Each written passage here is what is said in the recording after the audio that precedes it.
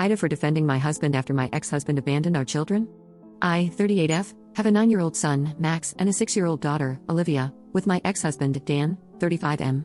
Max is severely acoustic and requires a lot of care. I remarried 3 years ago, and my husband, Luke, is incredible. Dan has the kids for 6 hours every week. This week, it was on Tuesday, and as I was away for a funeral, Dan took the day off work to be with them in the morning and evening. He and his girlfriend, Sophie, picked them up as planned at 11 a.m. My husband took this time to play a round of golf with my brother. They finished the game at 4 p.m., and the golf course is 30 minutes from our house. I got a call at exactly 5 p.m. from Sophie, screaming at me about abandoning my kids. I was confused and eventually realized Luke wasn't home yet, so I told her where the spare key was, and they could wait for Luke to come home inside. Unfortunately, Luke's car stopped working on the motorway, and he was in a complete dead zone with no coverage. He was able to call emergency services, but nothing else would connect. When the police arrived, the first thing he did was ask if someone could contact Dan to tell him what happened. Sophie was already on the phone to the police, reporting me and my husband for child abandonment. They said one of us should have been there and that Dan doesn't feel safe inside our home. So, they left the kids inside our home, and the police needed to go and save our kids and arrest us. The police officer speaking to them told them multiple times to turn around and that they were the ones who had abandoned them. Throughout this time, I'm receiving messages from Dan saying how unfair this was on him and Sophie, and that I'm a terrible parent for leaving them with Luke. At this point, I didn't actually know what was going on. All I knew is that Luke wasn't home, but Dan had found the spare key. At no point did he tell me that they had left the kids alone. Luke got in touch with me via the police, and I arranged for a friend to go there as soon as she could, but the police already had a unit there after the call with Sophie. After this, I decided to try and get his 6 hours a week taken away. I've given him so much leeway over the years, and this was my limit. Our son is dependent on an adult, and our daughter is 6, and the only thing he would say to defend himself is, well, I kept up my side of the agreement by bringing them back after 6 hours. This has caused a completely baffling situation, to the point where Sophie sent me messages that the police are now investigating. Dan hinted that he is going to try and get the kids taken into child services because of my husband abandoning them. I had multiple people ask me why I'm staying with someone who abandoned my children. His parents have threatened to try and gain custody of the children, saying the children need a stable family unit and calling my husband abusive. So then I put the whole story, with evidence, on my private Facebook page, and people quickly understood. But now I'm being branded a drama queen for publicly blasting the father of my children, putting my husband above my kids. I don't understand how. He's more of a father to them than Dan is. I feel like I've taken crazy pills. Update 1. For some context before the update, my brother, Pete, was friends with my ex-husband before we ever got together. He also never really got involved in our relationship, or separation. He's never really been involved in my life beyond being a good uncle. He's a nice guy, but we have never been that close. He's always been closer to my ex, and now with my husband. When he found out what happened, that completely changed and he put himself right in the middle of it all. My brother was always passive in his friendship with Dan. I always suspected he was scared of him. But not anymore. He called Dan and told him to meet him at Dan's parents, who he knows quite well. Dan was advised that bringing Sophie to this meeting wouldn't end well for him. I don't know exactly what was said, but the result of their conversation is that Dan's parents are going no contact with him. I don't like them, they've never liked me, but I've never doubted they loved my kids, and would protect them with their lives. Pete did tell me that Dan made it clear he wouldn't break up with Sophie under any circumstances, even if it meant he wouldn't be able to see his kids. Pete explained what happened to my ex's in-laws, that the version of events I posted was true, and went through the evidence. Dan argued and complained until his dad told him to leave. I think the fact that my brother, who is known for caring about booze, women, and sports and nothing else, took this so seriously got the grandparents to wake up. I spoke to them, and although their apology was barely worth hearing, we came to an understanding. I'm not going to allow any visits between Dan/Sophie and my children going forward. Our agreement was informal, no court orders or anything. If he wants to see them, he will have to fight for it, which I know he won't. Those 6 hours a week are now going to be with his parents, on the condition that if they allow Dan to be around the kids, even once, they will be cut off from our lives. They were fine with this. Today came, and they picked the kids up and spent the day with them. They called me after 5 hours and asked if they could bring them back an hour later than planned. They were having a lot of fun painting, and the kids wanted to finish what they were doing. No problem, thanks for checking. I cannot stress enough how much I dislike them, but knowing my kids are with people who want to be with them is such a good feeling. Dan didn't even text me to ask if he was going to have his scheduled time today.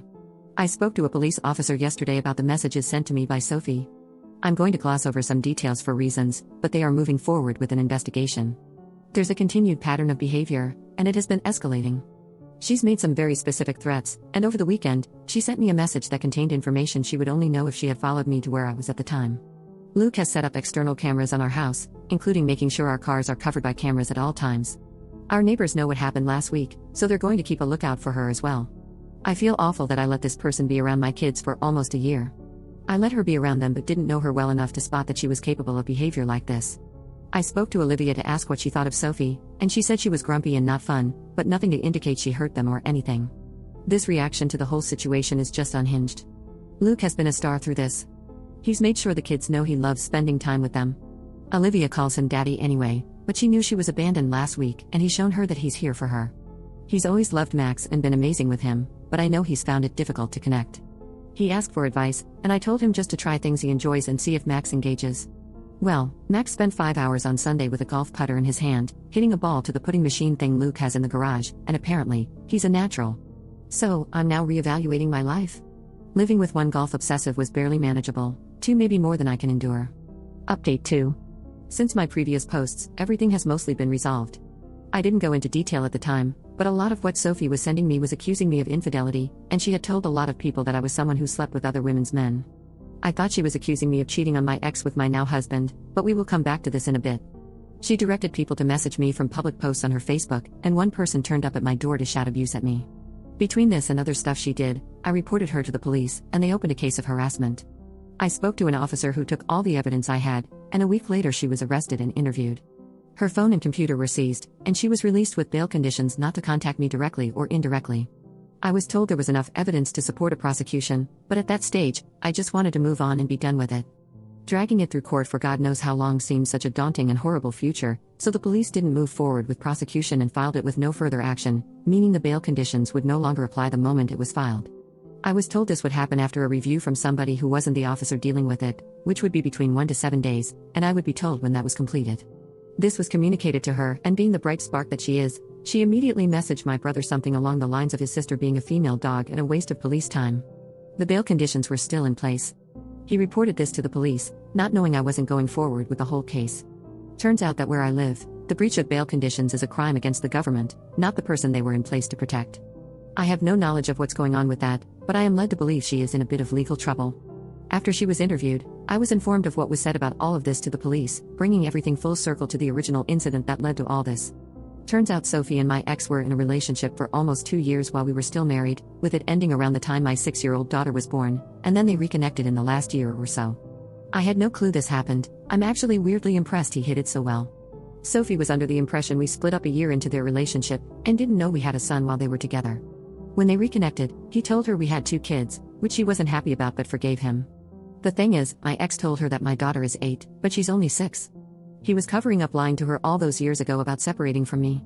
I guess this was easier than telling her that not only were we together for the 2nd year of their relationship, but we had a child in that time frame. I don't know what his long-term plan for this lie was. The day it all exploded, Olivia corrected her about her age, and she realized that I was still having intimacy with Dan while they were together all those years ago. She thinks the moment he told her we had split up, she went from being the side piece to the legitimate partner. I'll go to my grave not understanding that logic. Anyway, she hit the roof and refused to be around his loved child anymore, which led to the whole issue at my house in the first post.